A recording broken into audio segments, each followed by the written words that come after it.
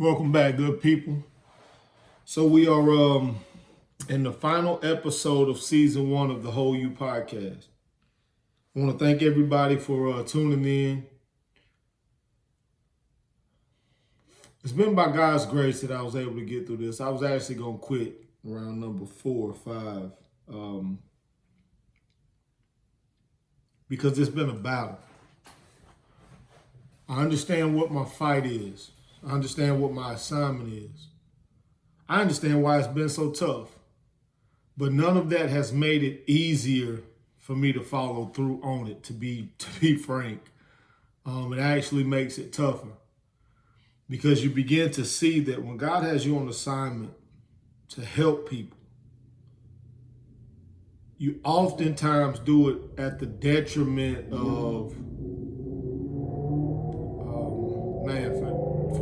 forgive whoever that is. They know I'm recording today. But you often do it at the detriment of seemingly yourself. And it gets frustrating sometimes because you're like, man, what I want to do should matter more than what God wants me to do for other people. And that just ain't the case. So I tell young men all the time, I say, hey, the first thing that you have to decide, before you do anything, you have to first decide, are you going to try to do it your own way or are you going to try to do it God's way? And about 10 years ago, I signed up to do it God's way. And that doesn't mean we're going to do it perfectly. That doesn't mean that every piece is going to always fall into place how we want it to. All that simply means is that when the time comes, you're going to always say, God, not my will, but yours. There is such an urgency on this call on my life. And I want to see what God is going to do with me. One of the motivators for me has always been, what can I become in this life if I totally surrender my will to God's? It ain't an easy thing to do, like I said. But I remember in 2012, I called my mama. I was like, hey, Mom, personal development is going to become a $1 trillion industry. I said, because people want to know how to live good, but they want to live good without God. And it's an impossible thing to do. And somebody is going to have to come talk them through why their lives are so miserable. Even after they've got the education, they started making the money, they have the husband, they have the wife, they have the house, they have the car, they got the gorgeous and beautiful children, and they just feel miserable. I said, people are going to want to know why that is. So God has positioned me. In 2013, I gave my life to Christ. And I tell people all the time, it's a bizarre testimony, man. I was 25 years old living with my mom and daddy. I was laying in my bed. I was jacking off. And I swear to you, I was praying and telling God, I'm like, God, if this is all being a man is about, then I don't have time. Like, there's got to be more to manhood than this. That day that moment, that instant, I devoted my life to Christ. That's when I got saved. Since then, God has been walking me through the stages and the phases of understanding what it means to be a man. Understanding how to prepare yourself for a life that is long and rigid and oftentimes, not as rewarding as we think life should be. But I believe that God was saying to me, son, I need you to prepare yourself to be a husband. One, because I wanted to be a husband, right? It's what I knew. Marriage is something that that's just the culture that I was raised in. My daddy and mama were married. They're still married. My uncles and aunts were all married. Everybody has been married in my family. And that's just what I've seen. It's what I've known. But I knew that if I was going to stay married and not cheat on my wife, that I had to change some things. And what you ultimately find when you become a husband, when you become a wife, I don't have any children yet, but when you become a mother or a father, there is a perception that you want your children to have about the man or the woman that you are. Because you're not going to do everything perfectly. But there's a perception that you want your child to still uphold in your imperfection. Our goal has to be to align that perception with the reality as much as possible. That's going to be walking in the most godly form that we can, in the most righteous state that we can. That's upright living. And that's what our goal has to be. I made a statement around 2015. I was like, marriage is going to be a foregone conclusion. I said 2 to 3 generations from now, marriage won't even be a thing. Like, nobody will care about it. I made that statement back then, but I didn't fully understand why it was going to be the case. I was thinking, to be honest, that people were just going to be so sexed out of their minds that marriage just would be something that seemed to be more stifling, suffocating than anything else. But as things begin to unfold and life begins to happen more and more each day, I'm beginning to understand, God, I understand why I made that statement. It's beginning to come together, the things that are taking place. Now that we have some of the research, now that we have some of the studies on what social media is doing to our generations, I'm truly beginning to understand how and why marriage is going to become null and void in 2 to 3 generations. My call to this generation, I don't even want to. Here's one of the things. When you believe God has called you to greatness, one of your challenges is going to be accepting the call because you know how messed up you are. Man, if some of y'all knew what my personal life really was, man, like I'm telling y'all. But one thing I hope that everybody can see about George Raymond Hines Jr. is that the man is transparent. And he's so sincere about what he says and what he believes that he would never tell you or anybody to do anything that he isn't fighting to do in his life. I would never tell anybody to take a step in any direction that I haven't first taken a step in myself. So if I'm saying something to you, it's because I'm exploring the territory. If I'm saying something to you, it's because I have gone and seen the territory and come back and I'm willing to show y'all what it takes to get there. Or if that is even the way to go. I've lived my life. I've been abstinent. I've fought masturbation. I've quit watching pornography. I've started back doing all of those things. I got married. I've struggled with pornography in my marriage. Like, there are things that I've fought. I've struggled financially. I have dreams of becoming a billionaire. I have dreams of earning millions of dollars a year. I've started companies. I've failed. I've started companies again. I've had partnerships. I've formed LLCs. I've done all of these things. And I've even attempted to deconstruct my entire life all the way down to my childhood and reconstruct it to see what things are actually true. What things should I keep? What things that I have learned should I unlearn? What things that I were trained to do should I untrain myself and learn to do something differently? What strongholds were created in the training that I got that was wrong? How do I formulate new habits and new friendships and put myself in new environments that are more conducive to holistic living? And I'm telling you guys, through all of that, Holiness University was birthed in me. And I'm walking through this thing every day because I sincerely love people, man. I really love people. I am curious about people. I want to understand why men have settled for lives that are so much less than what they could achieve. I want to understand what makes women feel the way that they feel emotionally. Why would a woman choose a man that they know isn't right for them? Why would a man chase after a woman that he knows he can never get and he would never feel secure having? What are these things that make humans act and behave the ways that they behave? What things are general to all men? What things are general to all women? And then how do I begin to understand the nuances based on the circumstances and the environments that young men or women were born in? Because the environment that you were raised in matters. God, give me the strength to know that what I know is correct because you have given it to me. But give me the humility to listen to what somebody's got to say. Because I don't believe that lived experience is everything. I believe that the truth is everything.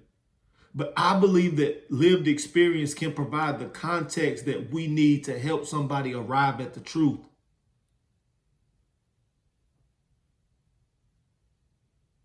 None of us have it all figured out.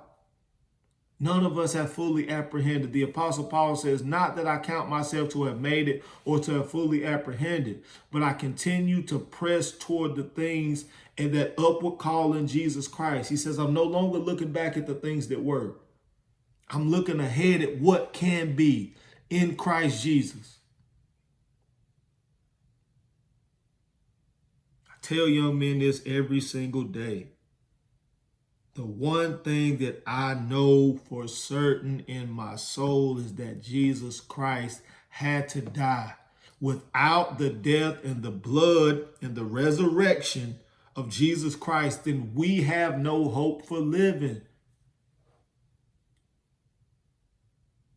An analogy I use for the sports guys all the time, I say, hey, if you have to shoot 100 shots, and the only way to make the team is to hit all 100 shots, and you miss the first shot,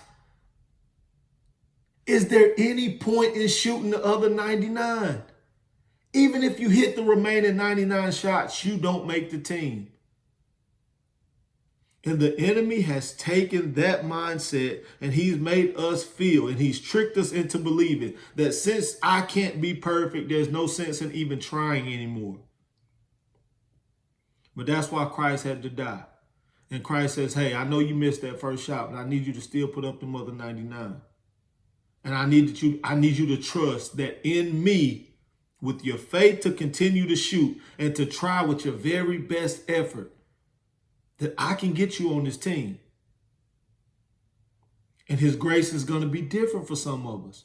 There are some people who might make 90 shots. There are some people who may only make 10 shots.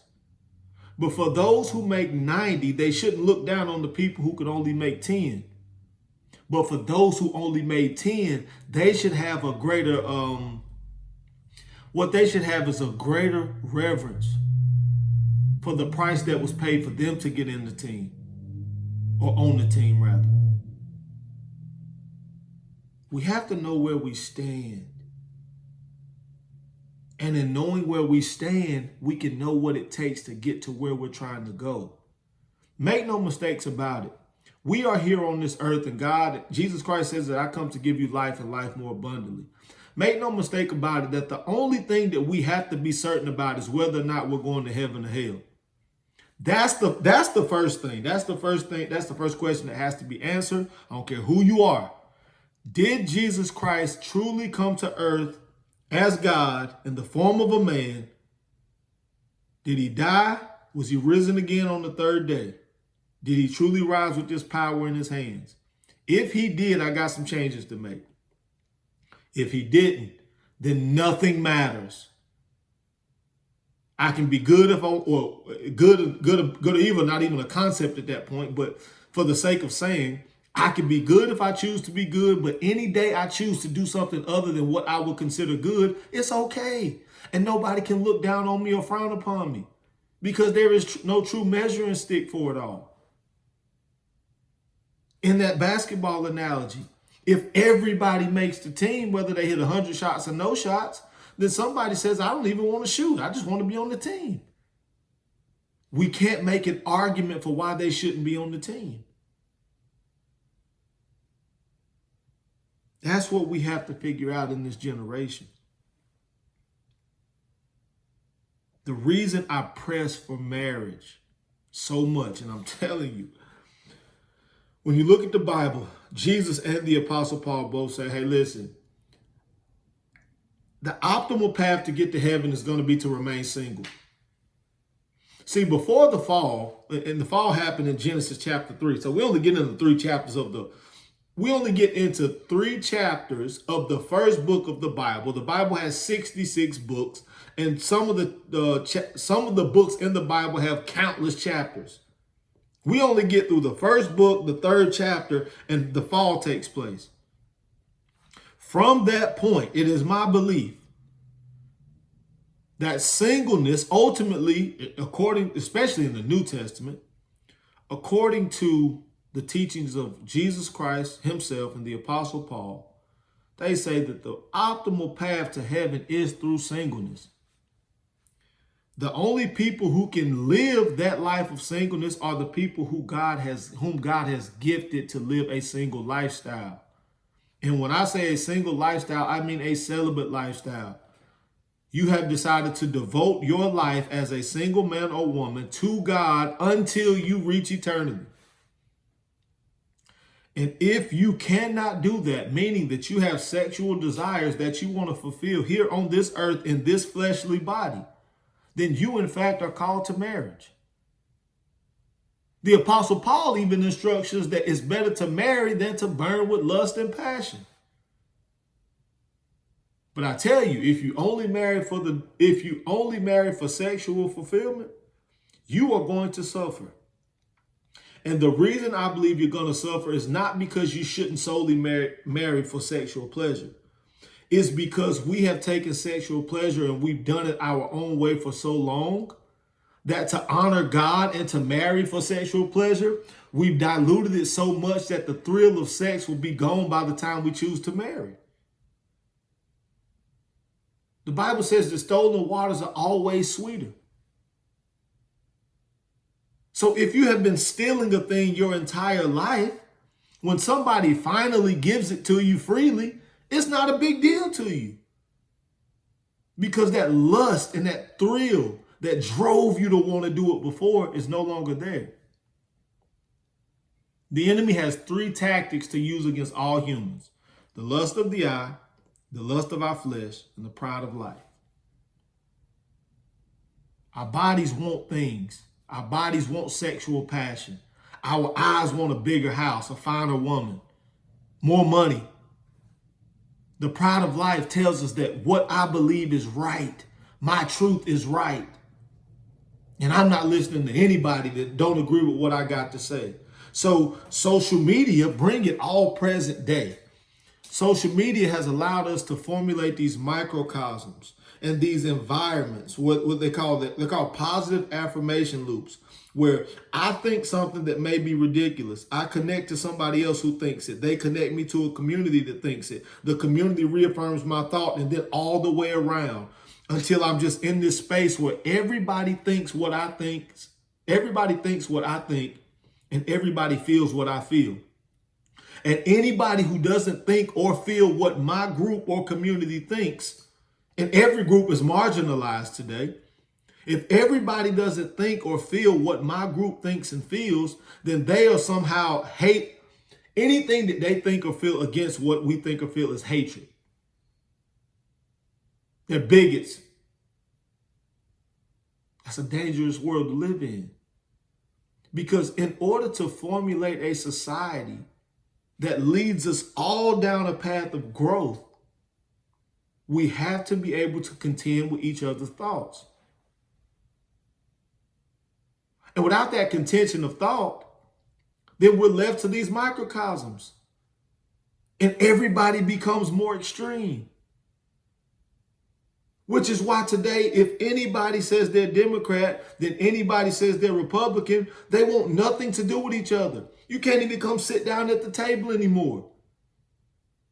Because if there is one little thing that Democrats agree with that you agree with, then Republicans are out of they don't want to hear it.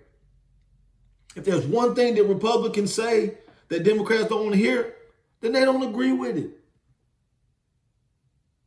It's like, wait a second, guys. Like, we have to be able to bring these different schools of thought with our logic, with proper mediation, with wisdom, and we have to be able to sit down and flesh these things out. Everything that we think isn't a good idea. Everything that I think isn't a good idea. It may sound nice to me. It may sound nice in my little group that I'm in. But when I bring it outside to other people, they may shoot it down. Which not only proves that I'm wrong, but the entire group that I'm associated with may be wrong about this. And that's okay. And all of that has taken an impact on our marriages today. When you ask young people today, they say that they want to build generational wealth that breaks curses. The issue with that is that we have not positioned ourselves for it. They say the 4 pillars to building wealth. If I'm saying these correctly, the first one is to graduate high school, get a job, get married, and don't have children until you get married. If you do those 4 things, then you have a much greater chance at building wealth. I'm telling you, young men, I know you think you're on your square when you're single, but if you get married to a woman that's got some qualities, your life is going to go to such a higher level that you're going to be like, my goodness, I should have did this 10 years ago.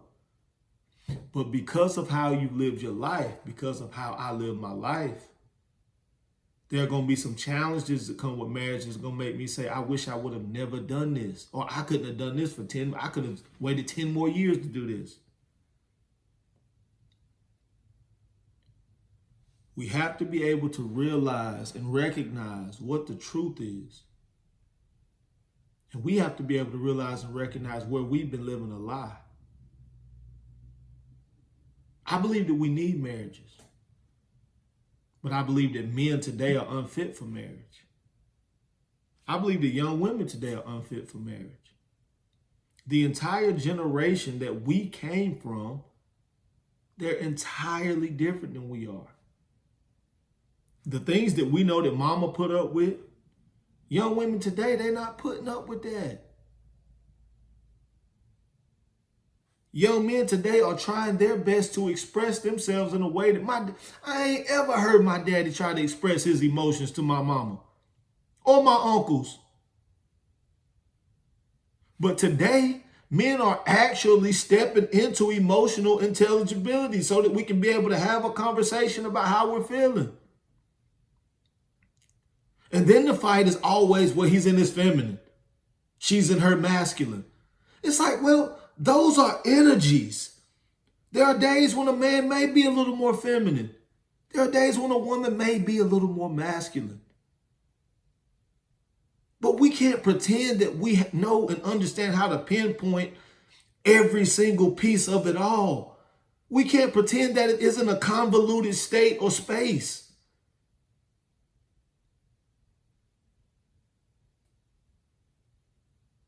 Young men, if you choose to make $1 million in this, especially in America, if you're born in America, you're privileged.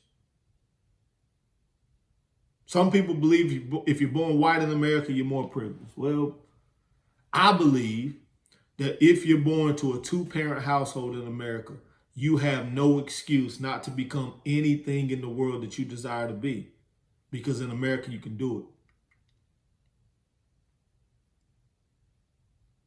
So as we begin to work toward healthy, sustainable, long-term, loving, caring, and fulfilling marriages, I believe we have to start teaching young men about responsibility. At the age of 7 years old, my mama used to always talk to me about responsibility, and I hated it then, but I understand it now. Young women, we have to begin to practice the art of modesty. When you put yourselves out there to be objectified, men will objectify you. We have to understand the nature of men. There is an animal nature. I go to war with mine every single day. There is this base nature that I'm battling and fighting to hold on to when God is calling me upward. And it's like, I want to reach this thing that God has for me, but I don't want to let go of this base nature that I have. And God is saying, son, I'm telling you, that base nature thing that you're holding on to is going to always keep you just out of reach of what you know I've called you to. And you're going to always feel lonely. And you're going to always feel unfulfilled. And young men, I know for an absolute fact that that's where many of us are. We are just frustrated. And we're projecting that frustration onto our women. I know because I do it with my wife. Yes, there are many things that women in our generation are not going to do right. They just won't. They weren't raised to do these things. But if you decide to marry, you're saying that you're going to continue to pursue God and give her the benefit because you love God. That's the vow you take when you marry. If this woman never does anything that I expected her to do, I'm going to do my part always. Young woman, if you marry a man, then you're signing up for a life that says if this man never decides to become the business mogul that I thought he was going to be initially, then I'm going to have to swallow my pride and I'm going to have to be with this man. There are some things that I think are logical that I won't even go into in this podcast. But as we begin to walk through these things, man, like I'm going to be a lot more vocal about what I'm thinking because I need to know where I'm wrong. Because I'm not right about everything.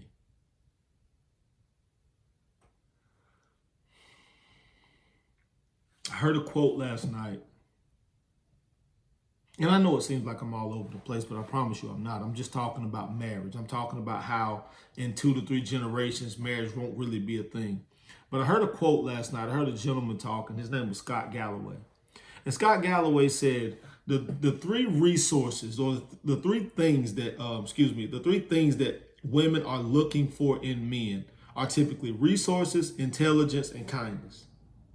And he says 2 of those 3 things have automatically been eliminated due to the nature in which social media has allowed us to engage with humanity. He said if you put 50 women and 50 men on Tinder, he says that 46 women will be vying for the attention of 4 men. Solely based on how the resource looks. If a man posts a watch with a Rolex, if a man looks nice, if a man seems to be well kept, if he posts a picture where he lives in California or LA or New York, he seems to be resourceful. Women are drawn to resources. That's why women who get cheated on by rich men typically stay. And when they leave, they only leave when they have devised a plan to take some of the money with them. That's why broke men can't cheat. Because it's like, hold on, now you ain't going to be broke and cheat on me. I gave you a chance. Shouldn't have gave you a chance, but whatever. I was feeling that, so I gave you a shot. But you got to be uber faithful. So you got 46 women vying for the attention of only 4 men. Now, we're going to talk about each of these, and this one may be a little longer than the regular 30-minute show. So now 4 men have options. If you divide 46 by 4, that's almost 12 women that each of these 4 men have the ability to play around with. And then out of those 4 men, there's probably going to be 1 man that has an opportunity to mingle with a few more. So they get stuck in this option loop where they have so many options that there's analysis by paralysis. I can get a good woman anywhere. Then you have these women, these 46 women, who are now competing with each other for the attention of these 4 men. In a social media space, how do you do it? I got to show him that I'm finer than these other women. So fineness becomes the bait to hook a man. But then you get him and you don't know how to keep him. And it's not only that. Ugly women can now play the fine women game because of makeup. There was a time in older generations where they would always say, hey, marry an ugly woman because she's going to treat you well. That used to be a sentiment. That's not a sentiment anymore. Because ugly women, instead of trying to understand how to be more economical in the home, how to be a better maintainer of the home, and more loving and more caring, and worshiping a man for who he is, or what he is, or what he represents to the lifestyle she wants, ugly women now want to be pretty. So they spend all their time and energy and resources in getting an education and getting money so that they can be prettier. Because what I didn't have access to before, I can now go out and buy. And why would I waste my time trying to train myself to be a submissive woman when I can go out and buy the look that I know that these men want? So now you have the 4 women who just aren't going to get those top 4 men. Now those women have the same issues that those 4 men have.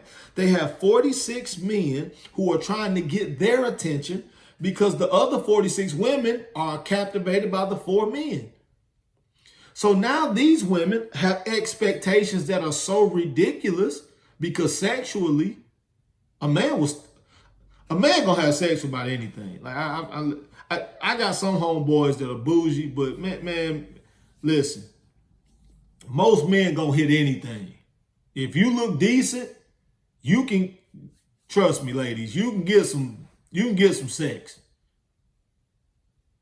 So these 4 women are now feeling like, well, shoot, I can have any man I want. Because they got these 46 dudes that are vying for their attention. But the most dangerous piece, and this is what I want you guys to hear. Because 46 women are fighting for the attention. Because 46 men are fighting for the attention of just 4 women. That means that a whole lot of men are going to be left out. And this is where the statistic came that started to make me tear up. Because I said, wait a second. This is the danger. Here's the quote from Scott Galloway. He says, we are now producing too many of what is the most dangerous person in the world. And that is a young, broken, and alone man. I said, oh my goodness. I said, that's it. The reason that Kevin Samuels was able to, God rest the man, so whatever, however we say it. The reason that brother was able to come in and create a firestorm, unlike anything we have ever seen, I don't care who you are, you have to acknowledge the man for how great of a job he came and how great he was in this space. Some call him red pill, some call him manosphere. I don't care what you call it. He changed the world, whether you like it or not. I told my wife 3 years ago, I said, that man is going to make a lot of people millionaires. And I promise you it's true. When you go on social media today, there are 4 podcasts that I can name right off the top of my head that they are only saying the things that Kevin Samuel said. And because of it, they're millionaires today. There has been a sect of men that has been galvanized. A portion of me was drawn to that rhetoric. And I have to admit, even though I don't like to, there is a component of me that has become angry with what women have become today. They'll say these men hate women. I believe that some of these men may hate women. And again, we've created this bipolarization because men who seem to hate women are inadvertently hated by women, or women begin to hate them. It's just a cause and effect. If a woman thinks that I hate her, something in her has to always be on guard about me. Therefore, she cannot feel safe. A woman that can't feel safe with me can never open up to get to know me, and she can never trust me. And if she trusts me and decides to marry me, she can never trust that I'm going to take care of her. So she has to always fight for the independence that the generation told her she must have. Because trusting a man and depending on a man is nothing but weakness. And when I talk to young women today, there is no logic behind a lot of the things that they're saying. So I say, and I'll ask young women, I do polls. I say, so if a man earns $1 million a year and you're only earning 100,000, are you going to keep working? Most of the women say yes.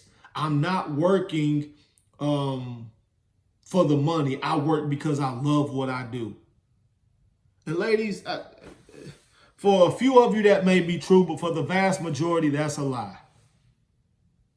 The reason you keep working and fighting for that job is because you, deep down inside yourself, don't trust that this man has really got the intentions that he should have for you. And this is why I tell young women, if you marry a man who hasn't committed his life to Christ, then anything that he gives to you, you have to be willing to accept, because there is no standard to measure his actions or intentions by. You just have to take what he gives you at face value. And that's cool. But it's going to come back to bite you at some point, because even men who love God slip up. We do some dumb stuff too. And I'm looking at all of these things, and I'm just like, my goodness. Men are angry because they're lonely. They have been deprived of the essence of life. I was telling a young woman the other day, I said, you know what's so crazy? Women feel that men have the power, but nature has essentially given the power to women, because it is a woman who has the ability to decide if a man can procreate and send his bloodline into the next generation. So where we're fighting a fight where a lot of women are feeling marginalized in the workplace, which isn't holistically a true thing, because women are only talking about the top positions in the most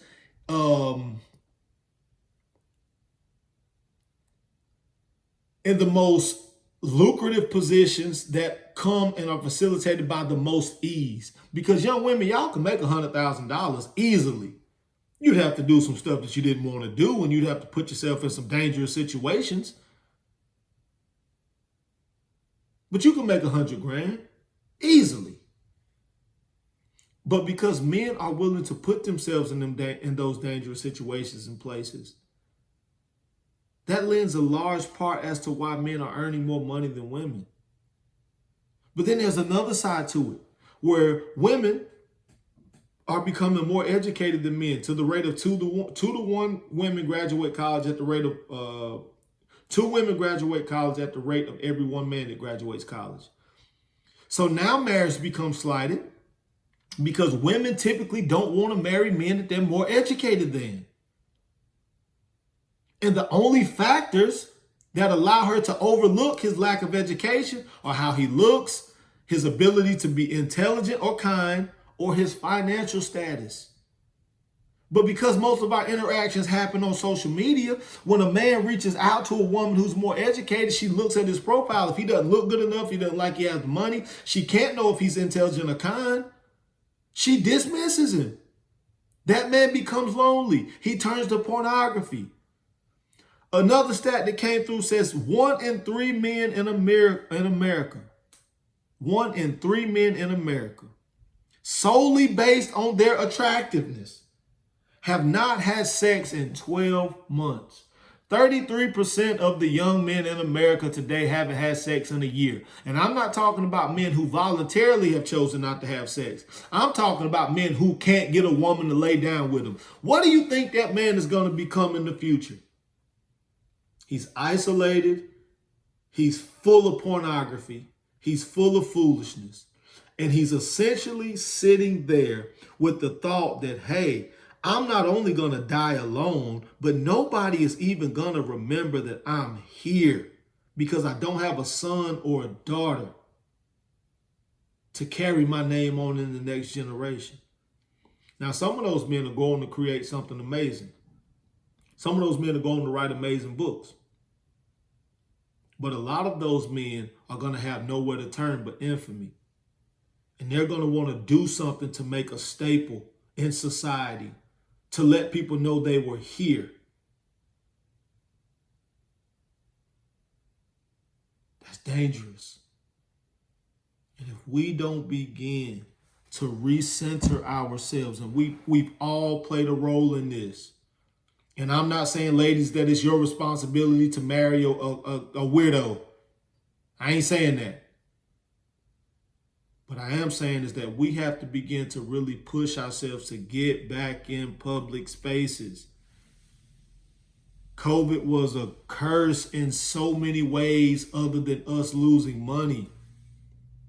It has put us into isolation.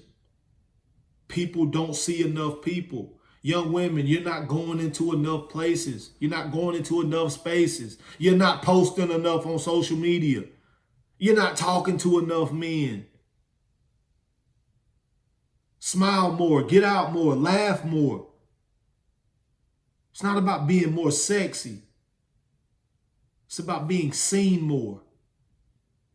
Young men, go out. It's okay to get turned down. That's why I always encourage men to take a sales job, because you need to be able to deal with somebody telling you no. And instead of getting mad and wanting to lash out at them, you go become better.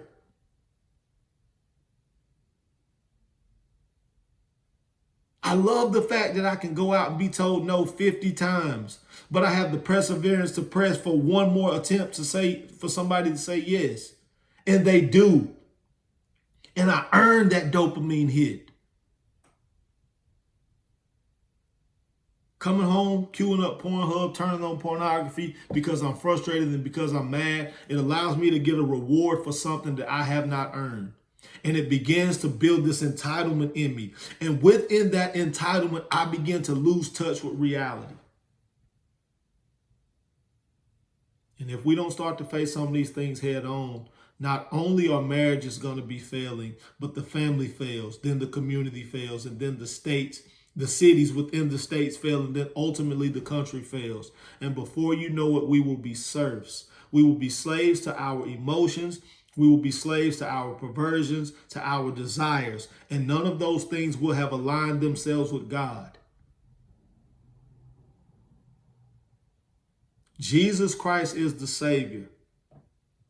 And I believe that through marriage, we can begin to truly have reverence for his image again. Thank y'all for tuning in for this first season of the Whole You podcast. Like I said, today was a little long. Pray that you be gracious with me. I pray that this blesses your life and your soul. Be on the lookout, because I'm writing this book. I haven't figured out what I'm going to call it just yet. But it's the questions that you should ask to a woman. It's the questions that you should ask to a man to know if they are truly ready to be married. Y'all be blessed. Pray that y'all have a blessed day. DM me. Follow me on Instagram, George Hines Jr., Facebook, George Hines Jr. YouTube is the classroom. Like, subscribe, share the videos. Y'all be blessed.